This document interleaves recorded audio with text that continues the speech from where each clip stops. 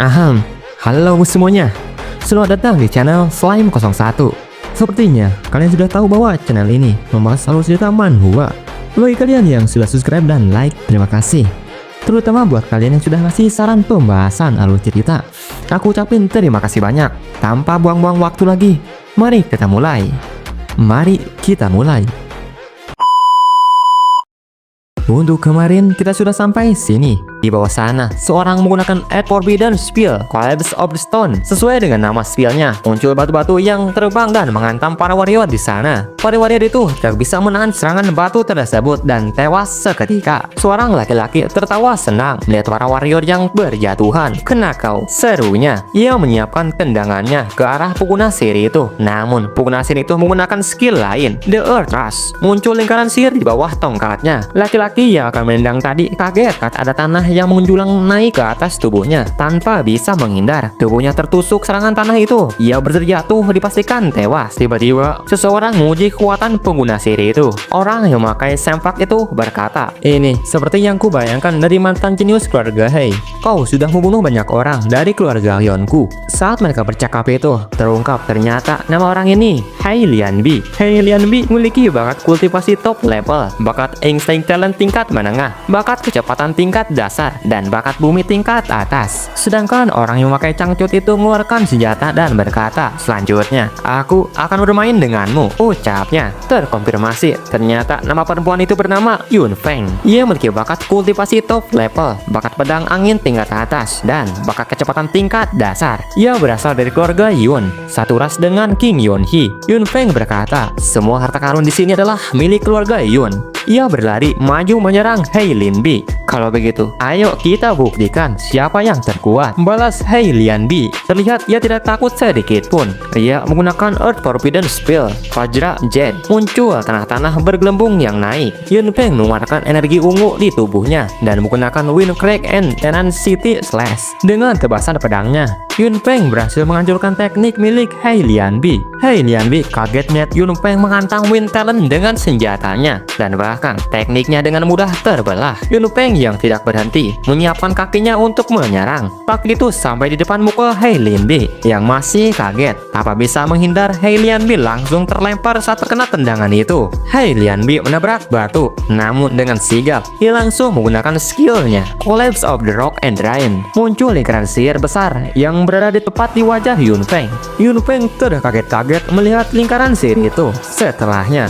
muncul batu-batu yang mulai terbang ke arahnya. Yun Feng menepis semua batu itu dengan pedangnya. "Apakah hanya ini kemampuanmu?" tanya Yun Feng dengan nada meremehkan. Sementara itu, Hei Lianbi menggunakan spillnya sekali lagi. Yun Feng dan Hei Lianbi berhadapan dalam pertarungan sengit. Hei Lianbi dengan tongkat sihirnya melancarkan Fall from the Sky, sebuah teknik elemen bumi tingkat tinggi yang menciptakan hujan batu besar dari langit. Yun Feng terkejut namun gesit, berhasil menghindari serangan mematikan itu dengan memanfaatkan kecepatan alaminya. Sekarang giliran Yun Feng menyerang. Ia menggunakan Wind Blade, mantra angin yang menghasilkan tebasan angin berkecepatan tinggi. Serangan itu menghantam Hei Lianbi, membuat terhuyung mundur. Namun Hei Lianbi masih bertahan, bertekad melindungi gua di belakangnya, tempat Stone of Vitality berada. Ia mengaku telah menghabiskan 10 tahun untuk menemukannya dan tidak akan menyerahkannya kepada siapapun begitu saja. Sementara itu, di atas bukit, Ye Tian mendengar tentang Stone of Vitality. Ia mencoba menggunakan persepsi spesialnya untuk melihat ke dalam gua, tetapi tidak berhasil. Ada semacam penghalang yang menghalangi pandangannya, dan itu membuatnya semakin penasaran. Yun Feng mendengar tekad Hei Lianbi, mencibir, menghinanya, kemudian mengeluarkan tanaman dari impetesinya. Ternyata tanaman itu adalah Spirit Tempering Grass, harta karun yang bisa meningkatkan bakat. Ia sebenarnya enggan menggunakannya karena dikatakan ada efek samping yang berbahaya jika dikonsumsi langsung tanpa pengelolaan yang tepat. Namun dalam situasi ini, ia bersedia mengambil resiko. Hei Lianbi terkejut melihat Yun Feng memakan Spirit Talent Tempering Grass itu. Ia Tian di atas bukit juga kaget melihatnya. Tahu bahwa mengonsumsi tanaman itu secara langsung bisa menyebabkan tubuh seorang meledak. Yun Feng setelah memakan tanaman itu merasakan sakit yang luar biasa saat pembuluh darahnya menonjol dan tekanan darahnya melonjak. Ia berteriak keras, campuran antara rasa sakit dan atraksi. Tiba-tiba energi ungu meledak dari tubuh Yun Feng, menciptakan hembusan angin yang kuat. Hei Lianbi tercengang melihat Yun Feng masih masih berdiri tegak dan menyadari bahwa bakat kultivasi Yunpeng telah meningkat ke tingkat transcendent. Yunpeng tertawa, puas dengan hasil yang diperolehnya dari mengonsumsi Spirit Tempering Grass. Ye Tian mengamati pertarungan sengit antar dua warrior dari keluarga besar. Yunpeng setelah berhasil meningkatkan kultivasinya ke tingkat transcendent. Yunpeng dengan sombong berkata kepada lawannya, "Jika kau meminta ampun sekarang, aku akan mempertimbangkan untuk membiarkanmu hidup." Meski begitu, Hai Lianbi yang sedang menjaga gua tempat harta karun yang paling berharga di Secret Realm berada, tidak akan membiarkan siapapun masuk. Ia membuat lingkaran sihir dan yakin bahwa meskipun Yunpeng sudah naik ke tingkat transcendent, ia tidak akan bisa mengalahkan dirinya. Yunpeng melotot dan waspada dengan tekniknya akan digunakan oleh Hai Lianbi. Ia memusatkan kekuatannya ke kakinya dan dengan cepat memberikan banyak sekali tebasan ke arah Hai Lianbi. Puncaknya, Yunpeng sudah berada di samping Hai Lianbi dan memberikan serangan telak ke tubuh Hai Lianbi. Hai Lianbi keburu gagal mengeluarkan tekniknya dan harus menerima luka parah. Setelah terkena serangan dari Yunpeng, Hai Lianbi tidak bisa menompang tubuhnya lagi dan terjatuh. Bakat kecepatan tingkat atas ditambah dengan bakat pedang angin tingkat atas. Yunpeng yang mempunyai dua bakat itu dan Hai Lianbi meremehkannya. "Kemampuanmu hanya segini saja. Sepertinya jenius dari keluarga Hai benar-benar telah berubah menjadi sampah," ejek Yunpeng sangat meremehkan. Hai Lianbi yang masih bisa berbicara berkata, "Di jalan kultivasi ada banyak jenius yang tak terbatas jumlahnya. Walaupun Yunpeng mengalahkannya di sini dan hari ini, ia yakin di masa depan Yunpeng tidak akan lebih dari batu pijakan orang lain." Yunpeng tertawa mendengar omong kosong itu. "Haha, kalau kau kalah, terima saja. Kau tidak perlu berbohong kosong seperti itu," ucapnya. Yunpeng berjalan melewati Hai Lianbi dan segera masuk ke dalam gua. Ia juga mengingatkan bahwa keluarga Yun adalah keluarga yang terkuat di Moon High Base. Mereka punya seorang di ranah King level. Di depan kekuatan absolut itu, Yunpeng yakin tidak akan ada orang yang berani mengganggu keluarga Yun. Setelah Yunpeng mengalahkan Hai Lianbi, tampak Hai Lianbi terbaring sekarat di bawah pohon yang kebetulan juga sudah mati. Ia sudah bisa melihat akhir hidupnya semakin dekat. Saat itu, tiba-tiba saja ada Ye Tian di depannya. "Senior, apakah kau tidak apa-apa?" tanya Ye Tian. Hai Lianbi yang sekarat langsung kaget dan bangun. "Siapa kau?" tanyanya. Ye Tian tidak menjawabnya. Ia mengeluarkan sebuah botol yang berisi cairan penyembuh. "Tidak peduli siapa aku, senior. Tolong ambillah ramuan penyembuh ini. Seharusnya ini bisa memulihkan lukamu," kata Ye Tian. Hai Lianbi tidak mengambilnya karena ia sendiri sudah tahu kalau tidak ada gunanya lagi. Serangan Yunpeng sudah menghancurkan organ dalamnya dan Hai Lianbi tidak akan bisa selamat. "Apakah kau kemari karena pita energi Stone Pain juga?" tanya Hai Lianbi. Ye Tian menjawab, "Itu benar." Hai Lianbi tersenyum. "Ternyata benar. Tujuanmu adalah harta paling langka di tempat ini." Ye Tian tahu pasti ada misteri di balik pita energi Stone ini. Kalau tidak, kenapa Hai Lianbi yang seharusnya sudah selesai menambangnya dari tadi malah ada di dalam gua dan melawan Yunpeng? Ye Tian sedikit merasa heran. Hai Lianbi membenarkan pikiran Ye Tian. Ia mengatakan bahwa di dalam sana ada bis tingkat puncak yang menjaga tembang pita energi Stone. Dari bentuknya seperti cacing raksasa dengan gigi tajam. Bis tingkat puncak ini menggali banyak sekali lubang di tanah dan menciptakan sebuah gua tanpa batas. Sekali seseorang masuk, dia pasti langsung tersesat. Jelas Hai Lianbi. Ia menambahkan bahwa hanya bis Golden Red yang memiliki bakat pencarian harta karun yang bisa menemukan lokasi pasti dari pita energi Stone Pain ini. Tapi Purple Golden Red adalah hewan yang sangat langka. Bahkan aku sudah mencari hewan ini selama 10 tahun hidupku di Secret Realm ini dan tidak juga menemukannya, ucap Hai Lianbi. Kita semua tahu seperti penjelasan di part sebelumnya. Sekali dibuka, Secret Realm ini akan bertahan selama 1 bulan. Jika tidak segera keluar dari dalam 1 bulan itu, Secret Realm akan tertutup dan baru terbuka lagi dalam 10 tahun. Dengan sedikit rasa bangga, Ye Tian mengeluarkan hewan peliharaan barunya yang diberi nama Kyoji atau Purple Golden Red yang selama 10 tahun dicari oleh Hai Lianbi. Hai Lianbi langsung ngotot kaget melihat tikus ungu itu dengan santai berada di tangan Ye Tian. Ia langsung tahu kalau itu adalah Purple Golden Red. Bagaimana bisa itu ada di sini? Gumamnya saking kagetnya hingga ia batuk-batuk. Ye Tian khawatir melihat kondisi Hai Lianbi yang semakin parah. Hai Lianbi tertawa tidak percaya. Pemuda di depannya ini berhasil menuduhkan Purple Golden Red itu dan bahkan membuat kontrak jiwa dengannya. "Kyoji, melompat ke kaki Hailenbi. Hailenbi senang melihatnya. Ia tidak menyangka akan melihat hewan langka di sebelum kematiannya. Hailenbi mencoba menyentuh Kyoji, tetapi tiba-tiba ia merasa bodoh karena memilih bertahan hidup di Secret Flame ini selama 10 tahun. Tangan Hailenbi terjatuh dan perkataannya terhenti. Di dalam hati yang terdalam, Hailenbi sangat senang. Ini adalah anugerah yang luar biasa. Hailenbi menutup matanya dan itu juga menutup hidupnya untuk selama-lamanya. Ye-Tian hanya bisa memanggil senior. Di depannya, ia sudah tahu bahwa Hailenbi telah wafat. Sementara itu, di dalam gua, terlihat Yun Feng yang langsung kaget dan bingung. Bagaimana bisa? Ada sangat banyak gua di sini. Pikirnya, di depannya terlihat banyak sekali lubang besar yang sepertinya bertumpuk secara tidak alami. Yun Feng yang tidak tahu apa-apa langsung melompat masuk. Lupakan saja, aku hanya perlu milih salah satunya. Gumamnya. Ia milih lubang yang paling bawah dan segera masuk ke dalamnya tanpa tahu apa yang akan memenantinya di situ. Sementara Ye-Tian masih berada di luar gua, hujan mulai turun. Hujan itu menemani Ye-Tian saat membuat kuburan sederhana bagi Hailenbi. Senior, tolong tinggal di sini dan beristirahatlah dengan tenang. Gumam Ye-Tian. Kuburan itu terbuat dari batu-batu di sekitar sana. Dan Ye-Tian menancapkan tongkat sihir Hailenbi sebagai penanda. Ye-Tian terdiam melihat makam yang ia buat. Scene bergilir lagi. Terlihat Yun Feng sedang berjalan santai. Namun, ia kembali dibuat bingung karena menemukan jalan bercabang lainnya. Melihat itu, Yun Feng semakin bingung dan kesal. Tiba-tiba, tanah yang ia pijak bergetar hebat seperti gempa. Tanah yang ia pijak mulai retak, dan sepertinya ada sesuatu yang akan muncul dari bawah. Ternyata benar.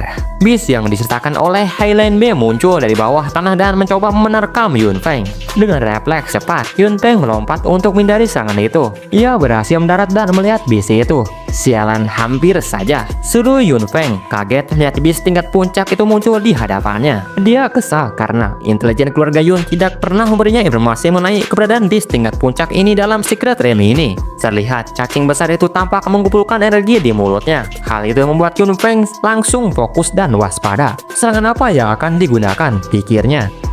Scene bergirir lagi ke Ye-Tian. Tampak Ye-Tian sudah berada di dalam gua dan juga merasakan gempa kecil di dalam gua itu. Ye-Tian tahu kalau itu adalah kemunculan bis tingkat puncak yang dibicarakan Hailenbi tadi. Kalau begitu, coba tes dia untukku. Keluarga Yun, gumam Ye-Tian sambil tersenyum licik memanfaatkan Yun Feng. Ye-Tian berjalan. Sekarang, Ye-Tian sudah berada di depan jalan bercabang. Ia meminta Kyoji menemukan jalannya dan akan menyerahkan masalah itu ke Kyoji. Siap, Master, jawab Kyoji. Ia turun dari pundak Ye-Tian dan mulai memeriksa semua lubang di sana. Kyoji tampaknya menggunakan bakat pencarian harta karunnya. Namun, Kyoji tampak kesulitan. Ye-Tian mengira itu karena terlalu banyak gua yang dibuat oleh bis itu. Dan itu mengganggu persepsi Kyoji. Duga Ye-Tian. Setelah beberapa detik, akhirnya Kyoji berhasil menemukan jalannya. Ia memberitahu Ye-Tian bahwa jalan inilah yang benar. Ye-Tian sangat senang mendengarnya. Cepat sekali, serunya. Jalan itu ada di tanah dan menuju ke bawah tanah. Ye-Tian berujar, gua ini hanyalah untuk membingungkan persepsi orang yang masuk. Tapi jalan masuk yang asli sebenarnya ada di bawah sini. Kalau tidak ada Purple Golden Red, maka akan pasti mudah bagi seorang untuk tertipu oleh gua-gua yang dibuat oleh bis tingkat puncak itu, pikir Ye-Tian. Ye-Tian mencoba menyentuh air di sana dan memastikan bahwa air itu tidak berbahaya. Ayo turun, Kyoji, seru Ye-Tian. Ye-Tian dan Kyoji sudah melompat turun dan menyelam ke dalam sungai bawah tanah. Ye-Tian melihat ke sekeliling dan akhirnya menemukan sebuah jalan yang ia yakini seharusnya ada di sana. Ye-Tian sudah masuk ke dalam gua itu yang berada di bawah air. Scene berganti lagi. Di lain sisi, sementara itu, Yun Feng tampak terkejut melihat pedang kebanggaannya patah menjadi dua. Yun Feng menghela napas pasrah. Ia sudah babak belur dan mengakui bahwa ia bukanlah tandingan dari bis tersebut. Yun Feng berdiri. Tak kusangka, monster ini sangat kuat, gumamnya. Ia bersiap untuk bertarung lagi. Bis itu masih tampak sehat. Kemudian, Yun Feng mengeluarkan sesuatu yang berbentuk bola kecil. Sepertinya, aku tidak punya pilihan lain selain menggunakan ini. Senjata sihir tingkat atas, serunya. Yun Feng sudah mengaktifkan senjata sihir itu. Ia tertawa senang. Hahaha, rasakanlah kekuatan King Level, teriaknya. Terlihat bis tingkat puncak sudah menyiapkan bola energi lagi dan siap menembakkannya. Wind Type tersing step keluar dari senjata sihir. Muncul serangan bertipe angin yang memiliki kekuatan tusuk luar biasa. Dan serangan itu dengan mudah melubangi monster itu.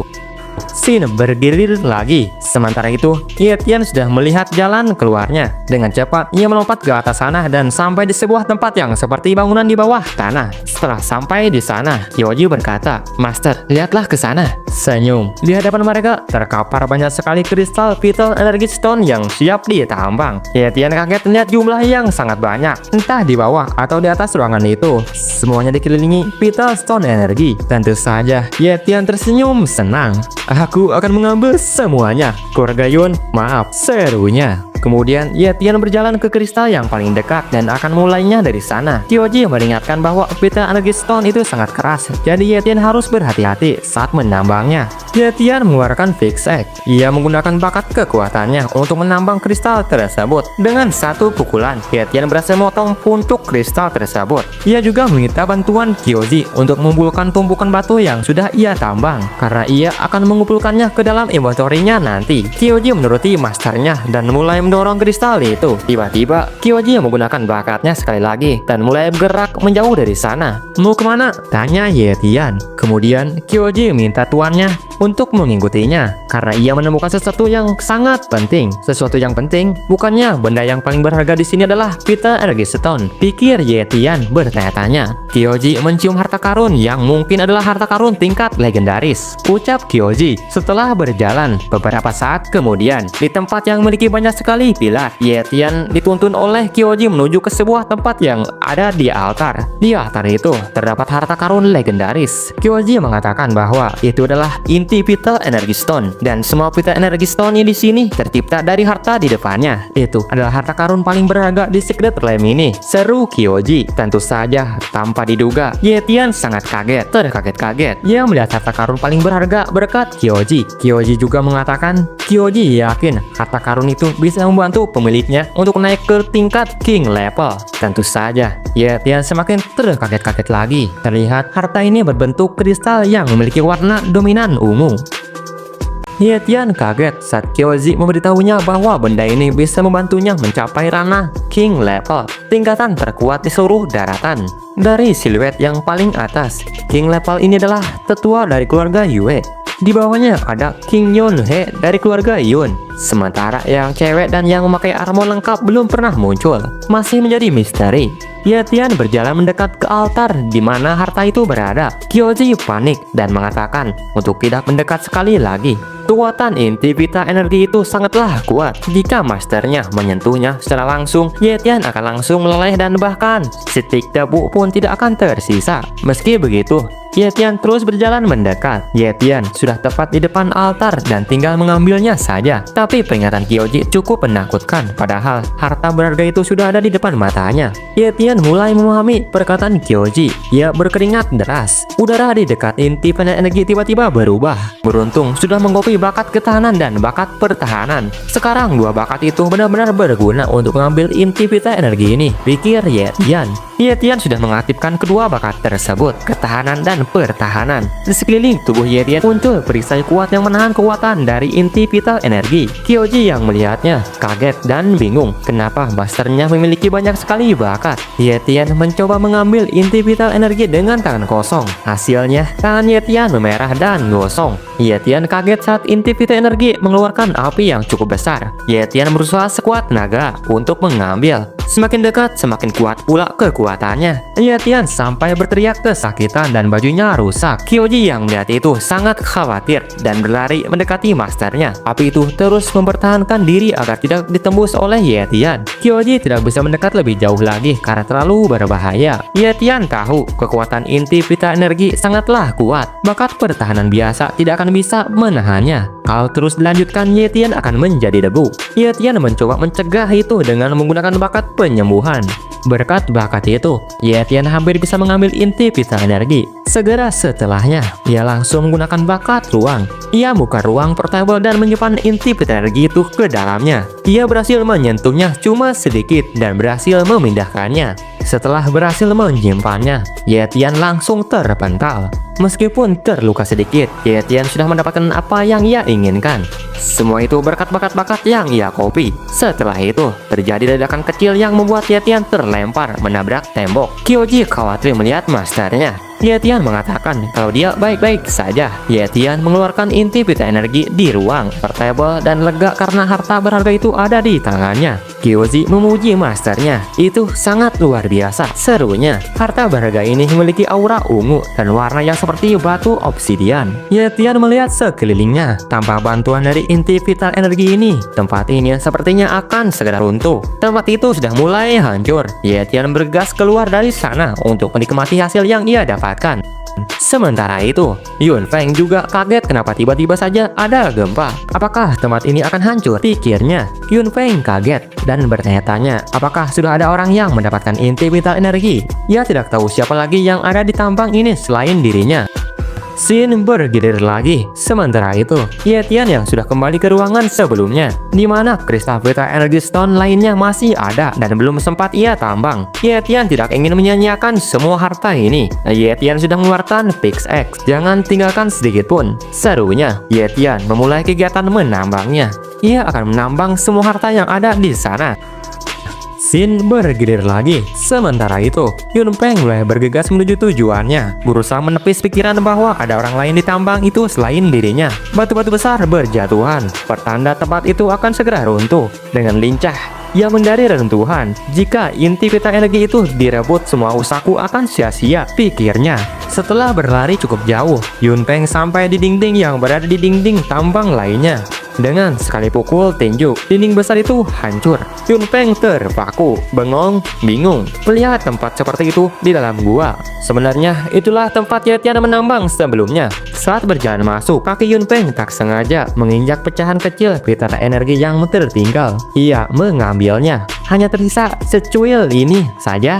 Pikirnya kaget. Yun Feng sadar bahwa tempat itu adalah lokasi vital energy stone seharusnya berada. Tapi kenapa sekarang kosong? Ia punya penciuman tajam dan mencium aroma orang lain yang baru saja berada di sana. Yun Feng panik menyadari tempat itu telah ditambang oleh orang lain. Wajahnya pucat karena ketakutan. Terbayang apa yang akan terjadi padanya saat keluar dari Secret Limb.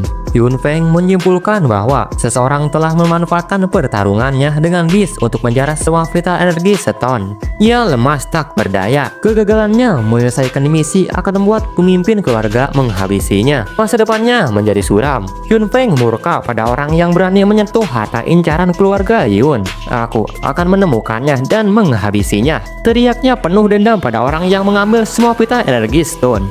Sementara itu, di lain sisi, Ye Tian telah keluar dari gua. Begitu gembira. Semua ini berkat bantuanmu, Kyoji, ujarnya. Ini juga karena keberuntungan master yang luar biasa. Dan siapa sangka ada inti pita energi di dalam sana, balas Kyoji. Kemudian Ye Tian mengajak Kyoji keluar dari Secret Limb bersama. Ada banyak makanan enak di luar sana, Kyoji. Sebagai peliharaan, Kyoji setuju untuk ikut. Keduanya berlari menuju pintu keluar. Oke, saatnya pergi, seru Yu Tian. Scene berganti. Di kediaman keluarga Yue, seorang pelayan wanita cemas berdiri di depan kamar Yueling. Ia membawa makanan. Karena sejak kembali dari Archer Stone, Yueling mengurung diri dan tidak makan. Namun, penjaga melarangnya masuk. Ketua Yun Bin memerintahkan tidak seorang pun boleh mengganggu Yueling. Pelayan itu khawatir nona mudanya bisa sakit. Penjaga itu menguap tak peduli dan menyuruh pelayan mengikuti perintah tetua. Di ruang obat malam itu, Yueling berkultivasi.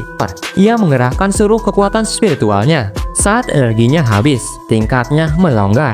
Yueling tahu ini saatnya naik tingkat menjadi Great Warrior, lalu Great Master, setara dengan Ye Tian. Yueling menggunakan banyak Blood Ancient, tingkat tinggi, dan Earth Treasure. Ia yakin bisa menjadi Great Master. Kultivasinya dimulai. Aura tanda kebangkitan Great Master terpancar ke seluruh kotak.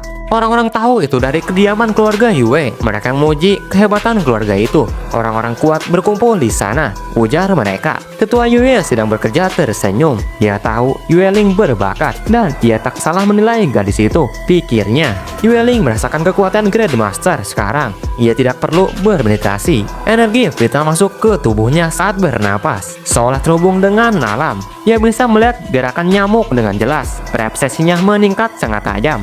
Yueling melihat sebuah mangkuk kecil dengan energi Great Master. Ia mengambilnya dari jauh seperti telekinesis. Ia senang dengan pencapaiannya ini. Ia minum air dalam mangkuk itu. Besok adalah hari terakhir pintu masuk Secret Rim tertutup. Yueling akan menyebut Ye Tian besok, pikir Yueling.